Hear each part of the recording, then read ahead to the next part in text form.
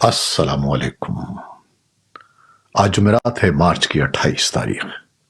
پاکستان میں اس وقت شام کے 7، بھارت میں 7:30، اور یہاں ہمارے اسٹوڈیوز کی گھڑیوں میں صبح کے 10 بج رہے ہیں۔ وائس آف امریکہ واشنگٹن کی اردو سروس سے میں ہوں خالد حمید، خبروں کے بلیٹن کے ساتھ۔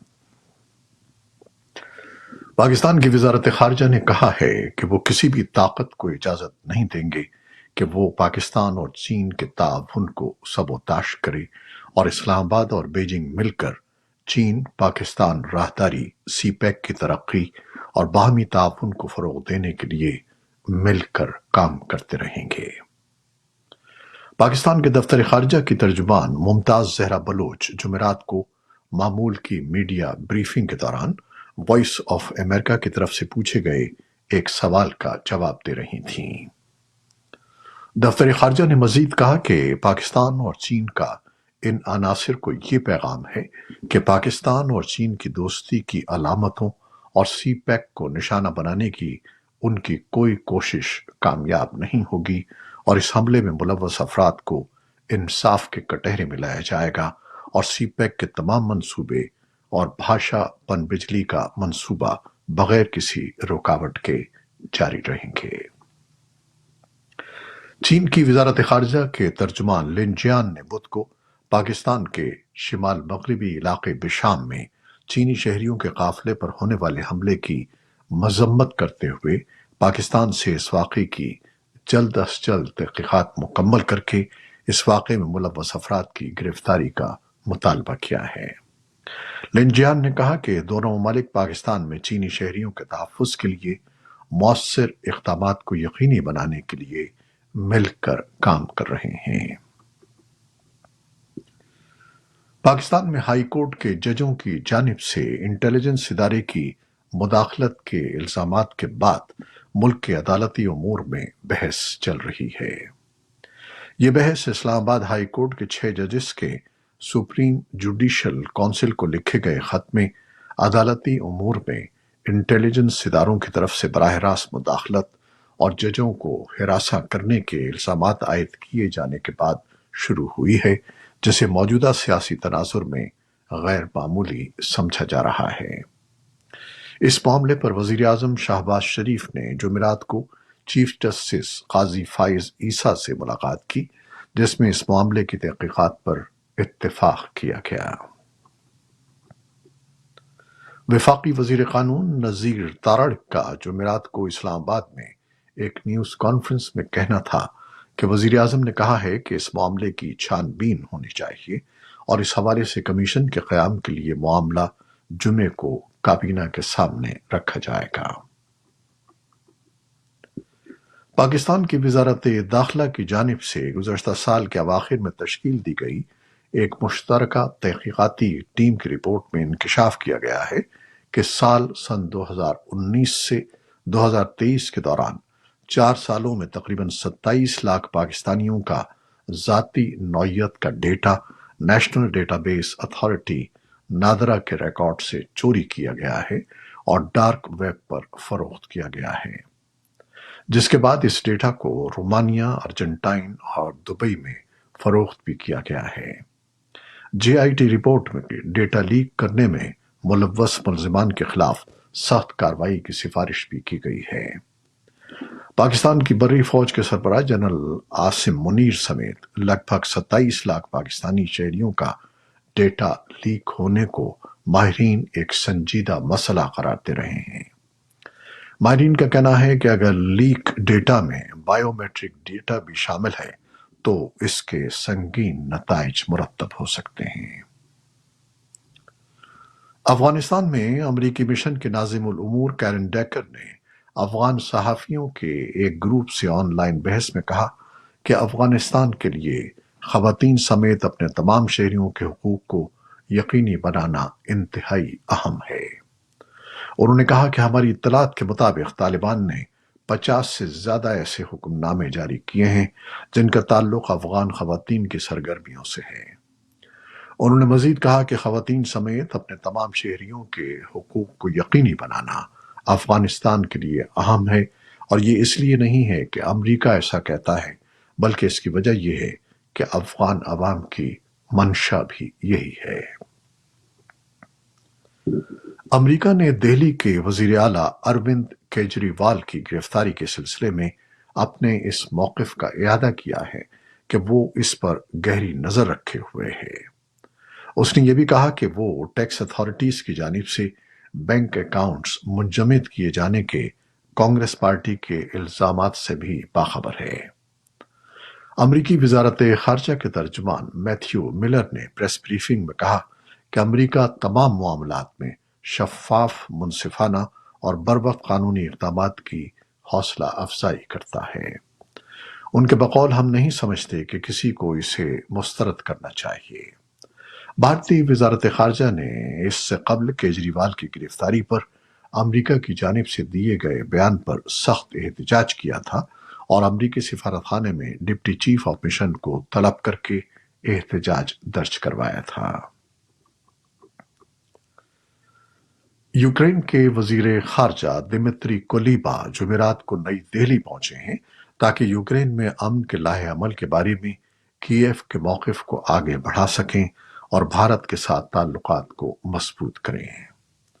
کولیبا نے social media platform X پر لکھا کہ یوکرین کے صدر ولادیمیر زیلنسکی اور بھارتی وزیر اعظم نریندر مودی کے درمیان ہونے والی بات چیت کی بنیاد پر ہم امن کے فارمولے پر خصوصی توجہ دیں گے۔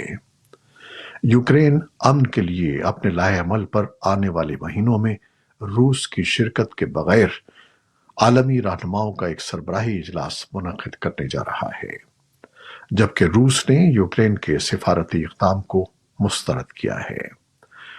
نریندر مودی نے کولیبا کے دورے سے پہلے زیلنسکی اور روسی صدر ولادیمیر پوٹن کے ساتھ گزشتہ ہفتے الگ الگ فون کال پر بات کی تھی۔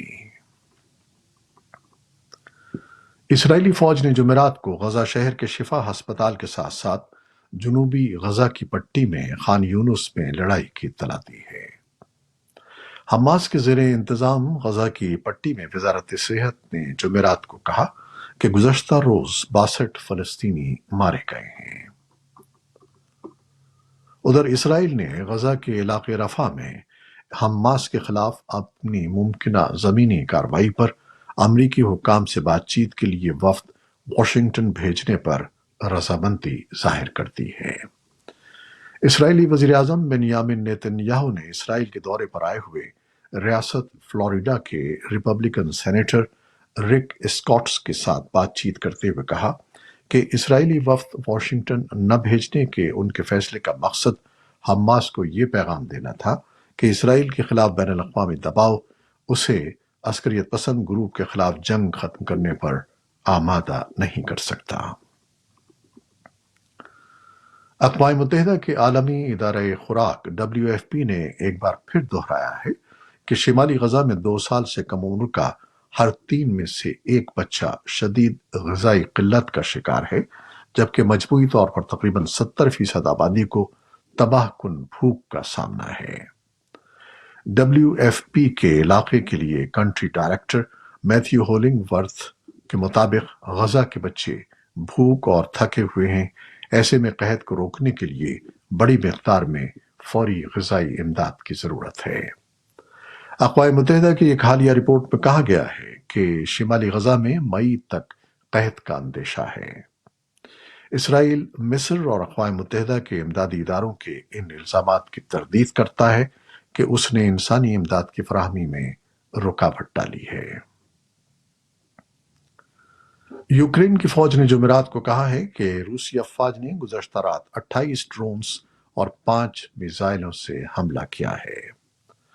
زاپورژیا کے علاقائی گورنر ایوان فیڈوروف نے ٹیلی گرام پر کہا کہ ڈرون سے گرنے والے ملبے کی وجہ سے کئی رہائشی عمارتوں میں آگ لگ گئی اور 2 افراد زخمی ہوئے۔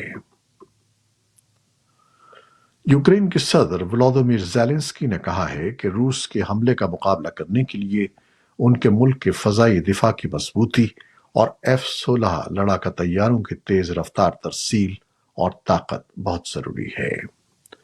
ادھر روس نے بدھ کو کہا کہ اس نے بیلگراڈ کے علاقے کو نشانہ بنانے والے یوکرین کے راکٹ حملوں کو ناکام بنا دیا ہے۔ बेलगराड के गवर्नर ने टेलीग्राम पर बताया कि कई देहात में घरों को कुछ नुकसान पहुंचा है और कम से कम एक शख्स जख्मी हुआ है। रूस की हंगामी हालत की वजारत के मुताबिक मॉस्को के मुजाफाती इलाके में जुमे को एक कंसर्ट हॉल पर होने वाले दहशतगर्दाना हमले में मरने वालों की तादाद 143 तक पहुंच गई है। रूस की तहकीकाती कमेटी ने कहा कि वो दहशतगर्दाना हमले की तहकीकात जारी रखेगी। रूस की फेडरल सिक्योरिटी सर्विस ने मंगल को कहा कि उसने 11 मुश्तबा अफराद को हिरासत में लिया है, जिनमें से 4 ने बराह रास्त हमला किया था। चीन ने बहरे जुनूबी चीन में फिलिपाइन के इक़दामात को दोनों फरीकों के दरमियान हालिया बढ़ती हुई कशीदगी के लिए जिम्मेदार ठहराया है। चीनी वजारत दिफा ने एक बयान में कहा कि फिलिपाइन की तरफ से इश्तियाल अंगेजी जुनूबी बहरा चीन के मसले को बढ़ाने की बराह रास्त वजह है।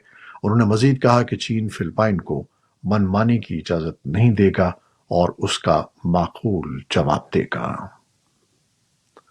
उधर फिलिपाइन के सदर फर्नांडो मार्कोस ने जुमेरात को कहा कि उनका मुल्क बहरे जुनूबी चीन में ताज़ा तसादुम के बाद खामोशी इख्तियार नहीं करेगा।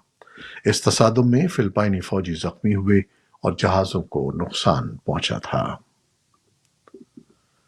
अमरीकी सदर जो बाइडन आज न्यूयॉर्क के रेडियो सिटी म्यूजिक हॉल में सन 2024 की अब तक की अपनी सबसे बड़ी सियासी मुहिम का एक प्रोग्राम मुनक़िद करेंगे, जिसमें साबिक डेमोक्रेट सदूर बिल क्लिंटन और बराक ओबामा भी शिरकत कर रहे हैं।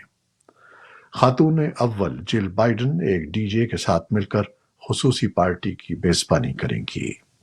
अब तक की अपनी सियासी मुहिम में बाइडन के पास फरवरी के आखिर तक $155 मिलियन नकद और साबिक सदर ट्रंप के पास $47 मिलियन जमा हुए।